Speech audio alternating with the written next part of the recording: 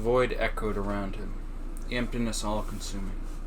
He had watched the empty space for what felt like eons. Time had lost all meaning without anything to gauge it against. He had initially felt angry when he had been transported here.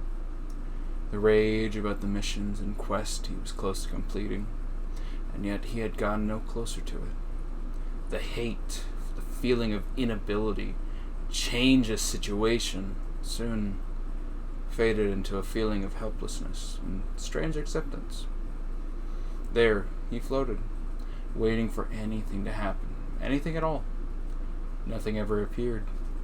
He thought about it over and over, the pals he had, the life that had flowed through his actions, the feeling of importance and being needed, the knowledge of how the others were doing on their adventures, and yet, here he was.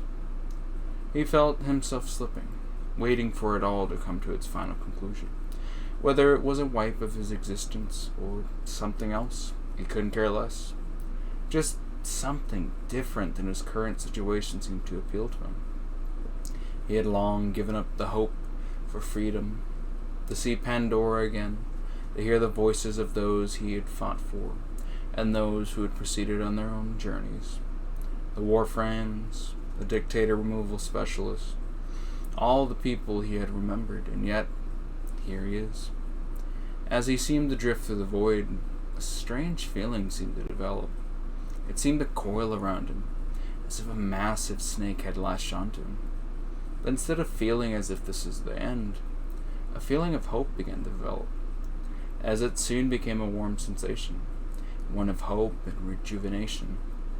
He didn't know it, but he felt as if he had just been re-engaged, revitalized. Then it happened. The pure black ink of the void gave way to light, bits and pieces, until finally he realized where he was.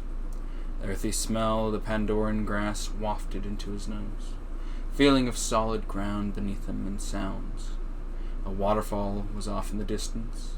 The sounds of Claptrap traveling behind him filled him with unbridled joy. He had only dreamt of this moment, believing that this day would never happen. As the shock from the reality of his situation began to erode, he started to feel the difference. He had always been aware of the fact his life and entire being was on some sort of machine, running his and many other worlds. The difference he felt was invigorating. The power and speed seemed to flow right through him. That's when he noticed the others on the machine. A crew going over their latest missions across a land known as France. A boy traveling through time to stop apes from something. A man burdened with great power and great responsibility. A father and his son getting caught up in a conflict bigger than any before. As he listened to the tales being weaved around him, he heard another machine, multiple others. As he listened, he started to get jealous. The other machines had stories of their own, some seeming to continue well before his journey through the void, and continuing with him stuck there. It started to swell. Why did they not have to suffer the same fate? What makes them more important than him? That's when he heard it. Each of the machine's residents welcomed him and the rest of his machine. They stated how long they had waited for their arrival, of how they waited to meet the fabled few.